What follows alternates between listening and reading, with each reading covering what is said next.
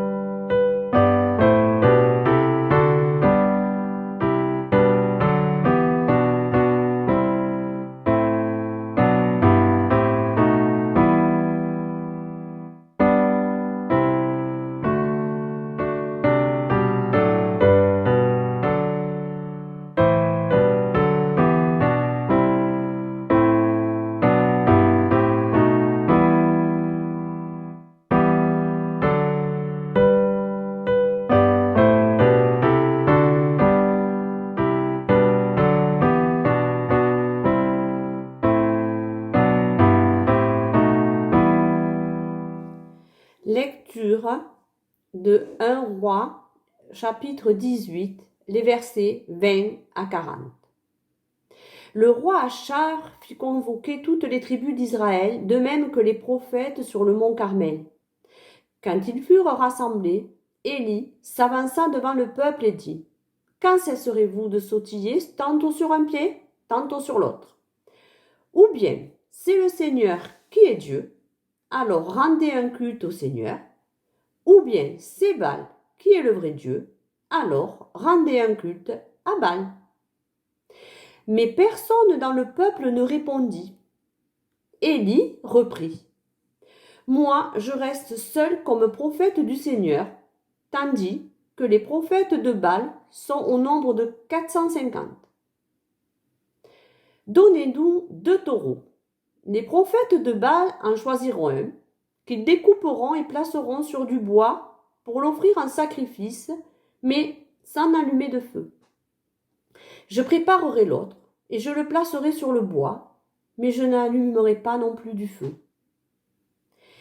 Ils prieront leur Dieu, et moi je prierai le Seigneur. Le Dieu qui répondra en allumant le feu, c'est lui qui est Dieu. » Tout le peuple répondit : « Nous sommes d'accord. » Élie dit aux prophètes de Baal : « Choisissez l'un des taureaux et préparez-le, vous les premiers, puisque vous êtes les plus nombreux. Ensuite, priez votre Dieu, mais n'allumez pas le feu. » Ils prirent le taureau. Quand on leur présenta, ils le préparèrent, puis ils prièrent Baal depuis le matin jusqu'à midi. « Baal, réponds-nous, disait-il. » Et ils dansaient en sautillant autour de l'autel qu'ils avaient construit, mais ils ne reçurent pas une réponse. Vers midi, Élie se moqua d'eux en disant : « Criez plus fort, puisqu'il est un Dieu, il est très occupé, ou bien il a une obligation urgente, ou encore il est en voyage, peut-être qu'il dort, et il faut le réveiller. » Ils crièrent plus fort, selon leur coutume. Ils se firent des entailles avec des épées et des lances, jusqu'à ce que le sang coule sur leur corps. Quand midi fut passé, ils appelèrent Baal avec encore plus d'excitation, jusqu'à l'heure où l'on offre le sacrifice de l'après-midi. Mais ils ne reçurent aucune réponse, ni un mot, ni un signe. Alors, Élie invita tout le peuple à s'approcher de lui. Quand il se fut rapproché, Élie se mit à réparer l'autel du Seigneur qui avait été renversé. Il prit 12 pierres, nombre correspondant aux 12 tribus des descendants de Jacob, à qui le Seigneur avait déclaré : « Tu t'appelleras désormais Israël. » Avec ces pierres, il reconstruisit l'autel appartenant au Seigneur. Il creusa tout autour de l'autel un fossé pouvant contenir une trentaine de litres. Il déposa du bois sur l'autel, puis découpa le taureau et plaça les morceaux de bois. Il ordonna ensuite à ceux qui étaient là : « Remplissez 4 cruches d'eau et versez-les sur le sacrifice et sur le bois. » Ils le firent. Élie reprit : « Faites-le une 2e fois. » Ils le firent. « Faites-le une 3e fois, ajouta-t-il, et ils le firent. L'eau coula tout autour de l'autel et remplit même le fossé. À l'heure où l'on présente à Dieu le sacrifice de l'après-midi, le prophète Élie s'avança et dit : « Seigneur, Dieu d'Abraham, d'Isaac et de Jacob, montre-nous aujourd'hui que c'est toi qui es Dieu en Israël, que je suis ton serviteur et que c'est sur ton ordre que je fais tout cela. Réponds-moi, Seigneur, réponds-moi, afin que ce peuple sache que c'est toi, Seigneur, qui es Dieu, et tu le ramèneras ainsi à sa fidélité d'autrefois. » Le Seigneur fit alors descendre du feu qui brûla le sacrifice, le bois, les pierres et la poussière, et qui fit évaporer l'eau du fossé. Lorsque les Israélites virent cela, ils s'inclinèrent jusqu'à terre, puis ils se dirent, c'est le Seigneur qui est Dieu, c'est le Seigneur qui est Dieu. Élie leur dit, saisissez les prophètes de Baal, qu'aucun d'entre eux ne s'échappe. Ils les saisirent, tous. Élie les fit descendre jusqu'au bord du torrent de Kishon, et là, il les fit égorger. Voilà un récit haut en couleur, digne d'un film à grand spectacle, avec ce feu qui descend du ciel et qui embrase l'autel préparé par le prophète Élie devant tout Israël. Avez-vous déjà imaginé que la puissance de Dieu puisse se révéler ainsi aux êtres humains? Imaginons que tous les peuples soient obligés de confesser, de reconnaître le Seigneur et de l'adorer, après avoir vu sa puissance à l'œuvre, et qu'ainsi tous les incrédules, les idolâtres et autres mécréants soient confondus et rendent gloire au seul vrai Dieu. Eh bien, ce rêve, c'était le but du prophète Élie qui ne supportait pas l'infidélité d'Israël, son adoration de Baal, l'idole cananéenne, qui fascinait parce que Baal, dieu de l'orage, apportait la pluie et la fertilité, garantissait l'abondance des récoltes et des troupeaux. Baal, c'était un peu le dieu de la prospérité, de la sécurité économique, et reconnaissons qu'il règne de plus belle aujourd'hui. Élie va donc implorer Dieu pour qu'il vienne battre Baal, en quelque sorte, sur son propre terrain. Qui détient véritablement le feu du ciel? Qui détient la foudre? Alors, les prophètes de Baal auront beau l'implorer, Baal ne répondra pas, il restera inexistant, absent, il ne pourra pas mettre le feu à l'autel qu'ils lui ont préparé malgré leurs danses et leurs rituels. Et c'est le feu du Seigneur qui s'abattra sur l'autel érigé par Élie. Donc Élie l'emporte seul contre tous, comme un héros de film d'action auquel on aimerait peut-être s'identifier. Mais voilà, le chapitre 19 du même premier livre des rois nous montre un autre visage du prophète que celui du chapitre 18. Et je vous invite à écouter maintenant la suite de cette histoire. 1 roi 19, versets 1 à 18. Le roi Achab raconta à Jézabel sa femme tout ce qu'Élie avait fait, en particulier qu'il avait mis à mort par l'épée tous les prophètes de Baal. Jézabel envoya un messager pour dire à Élie, « Si demain, à pareille heure, je ne t'ai pas traité comme tu as traité ces prophètes, que les dieux m'infligent la plus terrible des punitions. » Élie prit peur et il s'enfuit pour sauver sa vie. Il se rendit à Beersheba, dans le pays de Juda. Là, il laissa son serviteur. Puis il marcha pendant une journée dans le désert et il s'assit sous un genêt. Il souhaitait mourir et il dit, « Maintenant, Seigneur, j'en ai assez. Reprends ma vie, car je ne suis pas meilleur que mes prédécesseurs. » Il se coucha et s'endormit sous le genêt. Mais un ange le toucha et lui dit, « Lève-toi et mange. » Il vit en effet, posée près de sa tête, une de ces galettes que l'on cuit sur des pierres chauffées, et un pot d'eau.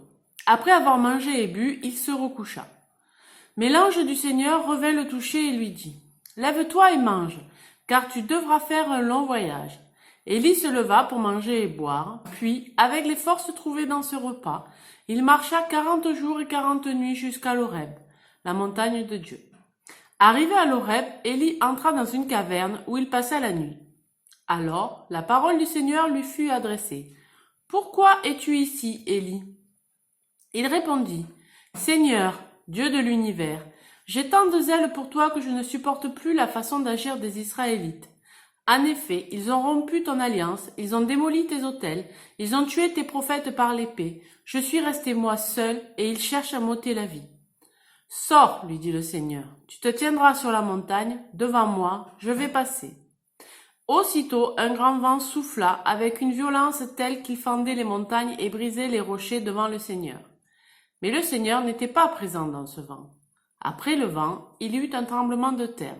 Mais le Seigneur n'était pas présent dans le tremblement de terre.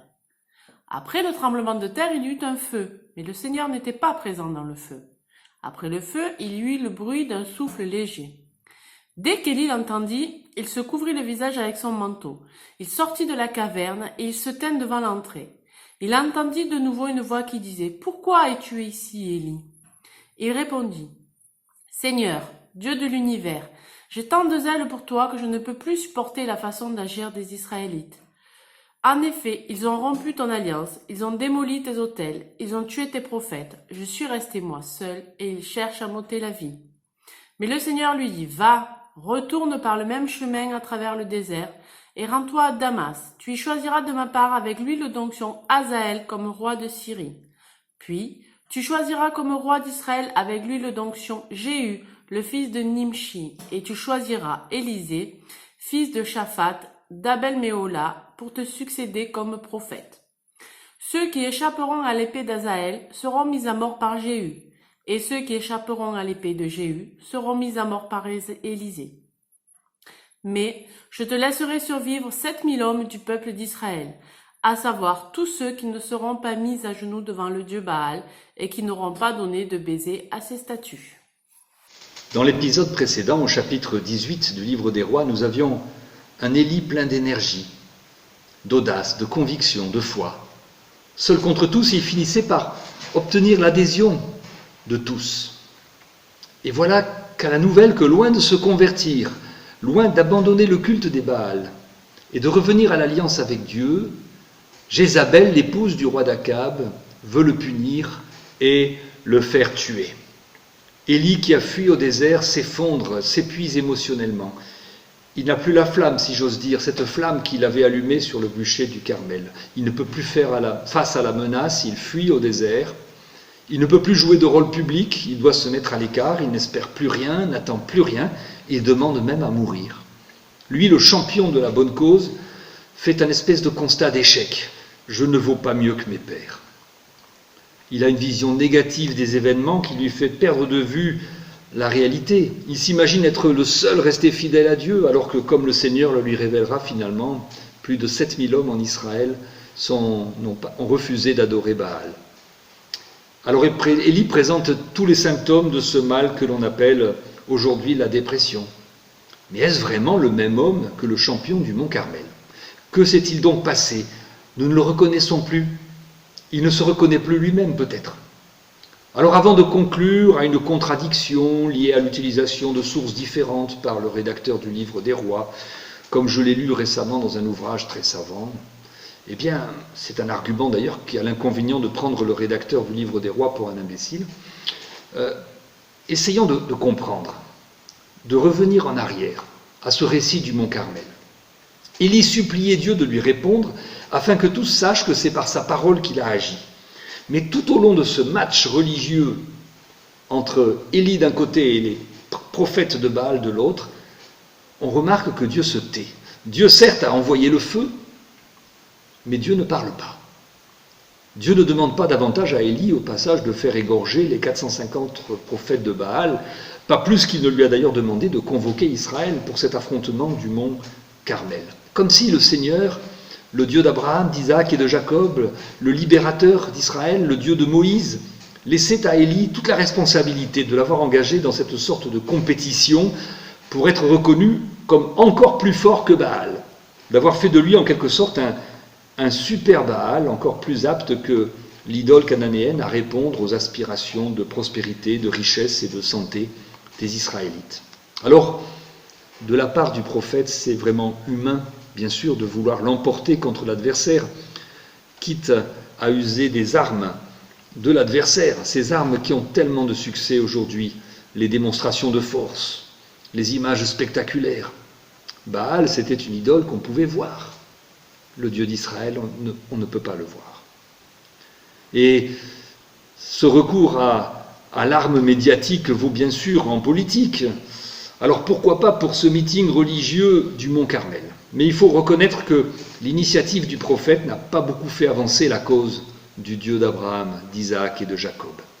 L'enthousiasme du peuple devant la foudre qui tombe sur le sacrifice offert par Élie n'a été que de courte durée. Élie n'obtient en retour de son zèle que les représailles de Jézabel, l'épouse phénicienne du roi Akab, qui a sans doute introduit le culte de Baal en Israël.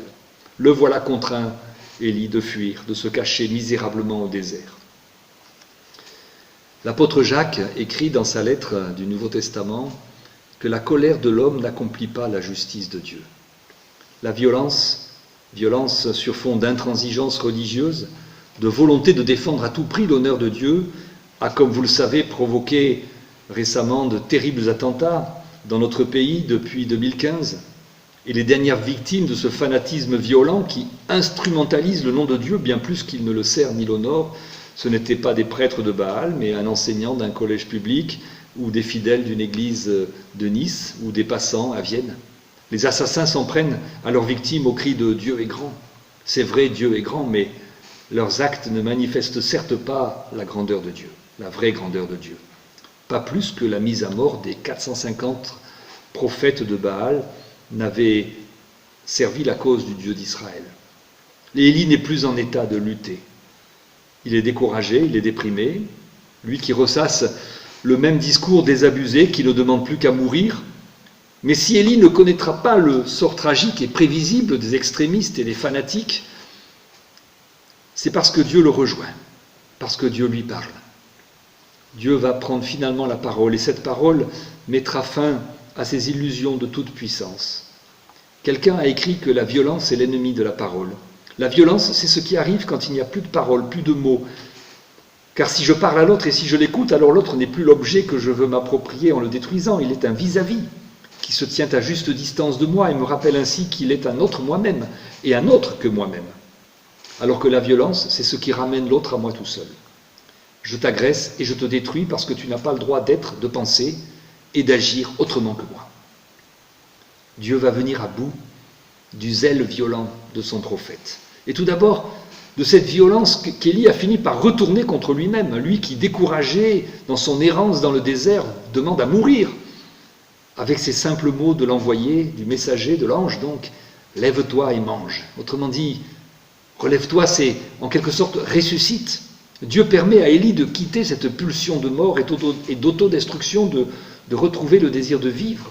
Après avoir resitué Élie dans une juste relation à lui-même, une relation pacifiée, la deuxième parole du Seigneur au mont Horeb, après ces 40 jours de marche dans le désert, c'est une question qui replace Élie dans une juste relation à Dieu. Que fais-tu ici, Élie ? C'est une parole qui permet à l'homme perdu, l'homme qui s'était presque pris pour Dieu lui-même, en voulant rétablir à lui tout seul la véritable religion en Israël. Cela lui permet donc de se rappeler qu'il est devant Dieu, sur la montagne sainte, l'Horeb, là où Dieu a parlé jadis, en donnant les 10 lois, le décalogue à Moïse. Car Dieu parle. Dieu parle, mais Élie perçoit que Dieu ne se tient pas dans le feu, dans le vent, dans la tempête, dans ces manifestations dont le spectaculaire avait entraîné une adhésion aussi enthousiaste que passagère dans les rangs du peuple rassemblé au mont Carmel. Dieu parle dans la voix d'un fin silence, dans un murmure ténu, à peine perceptible. Dieu a renoncé à toute violence. Et ici, nous trouvons déjà une annonce de Jésus le Christ, le serviteur, la parole de Dieu qui accepte d'être rejeté, humilié, mis à mort, qui accepte de subir notre violence pour nous en délivrer. Le sang du Christ nous parle, il est la proclamation à nos oreilles et à nos cœurs de l'amour et du pardon de Dieu, il est versé pour la multitude. La violence est ainsi vaincue par l'amour de Dieu qui a choisi de nous parler par le Christ. Dieu a choisi d'accomplir son projet de salut, de guérison des nations, de réconciliation, de recréation, non pas dans l'impuissance, mais dans la non-puissance du crucifié. C'est dans ce qui est faiblesse aux yeux des hommes et des violents que la véritable puissance de Dieu va s'accomplir. Cette puissance, c'est celle d'une parole. Cette parole qui me dit, quand je suis découragé, abattu, placé devant mes échecs, eh bien, lève-toi, mange. Vis, choisis la vie. Cette parole, quand nous sommes endormis, trop découragés, trop déçus de nous-mêmes et des autres, trop morts, nous pouvons l'entendre parce que c'est l'arme que Dieu choisit pour vaincre le mal. Cette parole si fragile et si puissante en même temps, qui nous est confiée, que nous pouvons laisser agir en tant d'occasions. Si nous nous confions en nous-mêmes, en nos forces, ou même si nous pensons, un peu comme Élie au mont Carmel, que nous pouvons avoir main mise sur Dieu et sur sa puissance, nous ferons à notre tour, comme Élie, l'expérience du dépouillement, du découragement, de l'impuissance. Mais si nous laissons le Seigneur nous nourrir et nous conduire, alors nous pourrons passer les épreuves et tous les obstacles, comme Élie qui a pu marcher 40 jours dans le désert. 40, c'est le temps de l'épreuve, c'est le chiffre de l'épreuve, on est bien en quarantaine. Mais 40, c'est aussi le nombre de semaines qu'il faut de la fécondation à la naissance pour la gestation d'un être humain. Oui, c'est une gestation, une nouvelle naissance qu'Élie va vivre, nourrie par l'amour de Dieu, par la compassion de ce Dieu qu'il ne voyait pas, mais qui lui a parlé dans le silence d'un murmure léger. Nous pourrons alors laisser nos rêves de grandeur, de puissance, et nous pourrons entrer dans la vérité du Seigneur. Nous pourrons passer en quelque sorte du mont Carmel au mont Horeb. Aujourd'hui, si nous entendons la voix du Seigneur, laissons-la nous guérir, nous relever et nous pacifier.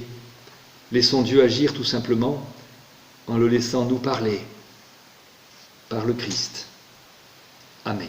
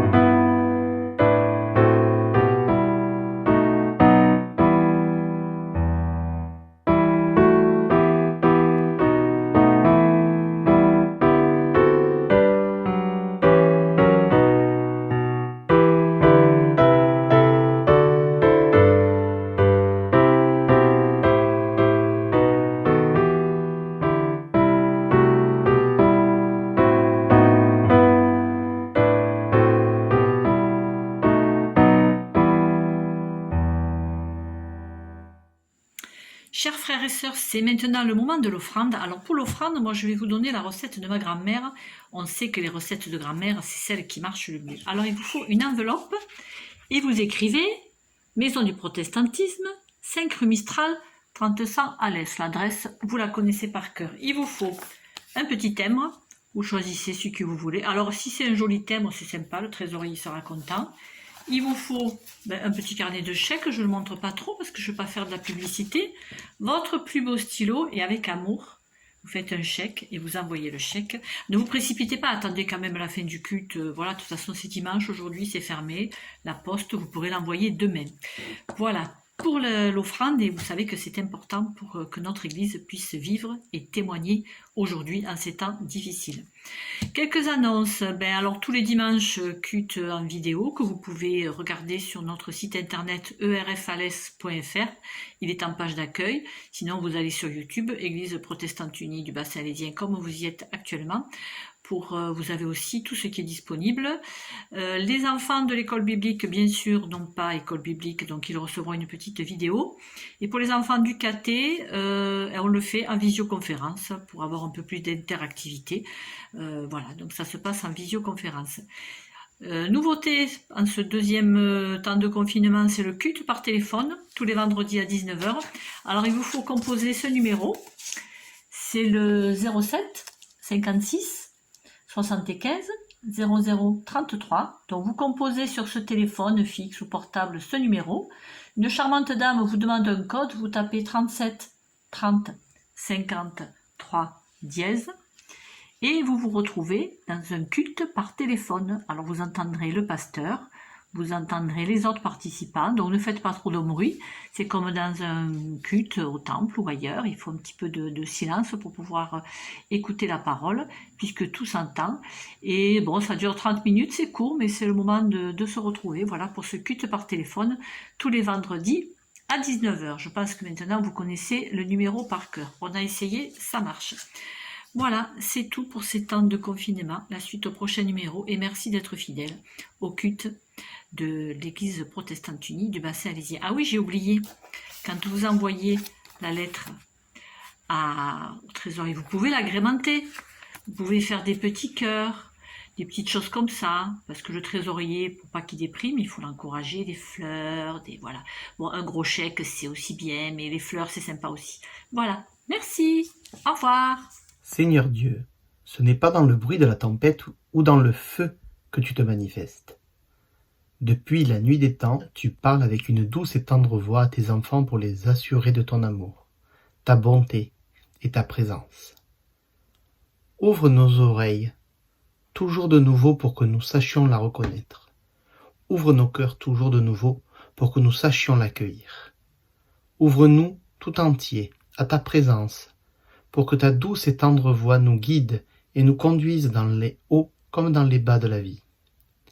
Puis rassemble-nous, et rassemble tous les humains en un seul troupeau que tu conduiras vers ton havre de paix, là où les choses anciennes auront passé, là où ta vie aura emporté sur ce qui est mortifère. Nous te remettons dans tes mains celles et ceux qui te cherchent, celles et ceux qui ont besoin de la consolation, celles et ceux qui manquent d'encouragement, celles et ceux qui subissent dans leur vie le désarroi. Qu'ils entendent et reconnaissent ta voix, et que ta voix leur apporte ce dont ils ont besoin.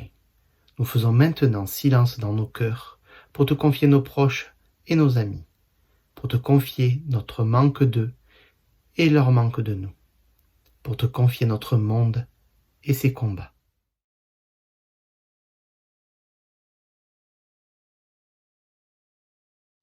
Écoutons comme une promesse pour les jours qui viennent le rappel de la volonté de Dieu à travers cette paraphrase des 10 commandements donnés à Israël, la même où Dieu plus tard a parlé à Élie.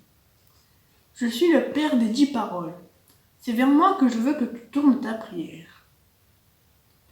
Je veux accompagner ta marche au désert et te délivrer de la tentation de te délivrer toi-même. Quand demain tu seras perdu dans tes choix, je te redirai que seule ma tendresse est le terreau de ta liberté. Quand demain tu seras fasciné par le miroir sans fin des images de toi-même, j'entraînerai ton regard au discernement de l'invisible qui fonde les êtres et le monde. Quand demain tu manipuleras mon nom pour asseoir tes positions, je te rappellerai que je suis un Dieu du voyage, dont le nom ne se prononce pas. Quand demain tu oublieras le goût de la halte, j'apaiserai tes pas et je te redonnerai la mémoire du 7e jour.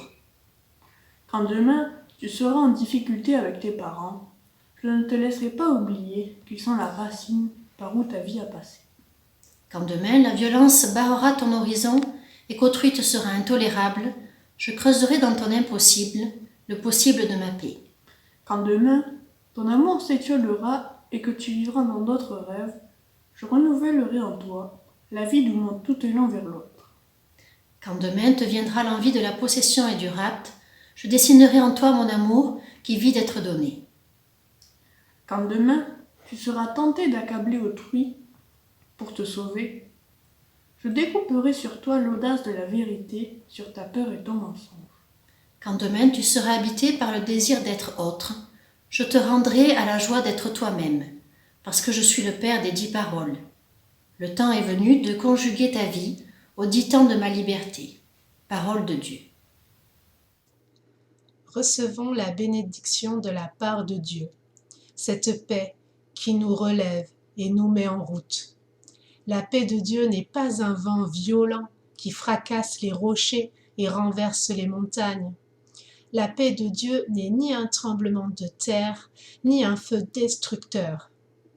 La paix de Dieu est ce souffle ténu qui se pose sur ton cœur, qui apaise tes craintes. C'est le murmure d'une source qui désaltère ta foi, renouvelle ton amour, fortifie ton espérance. Que la paix de Dieu soit avec toi pour aujourd'hui et pour toujours.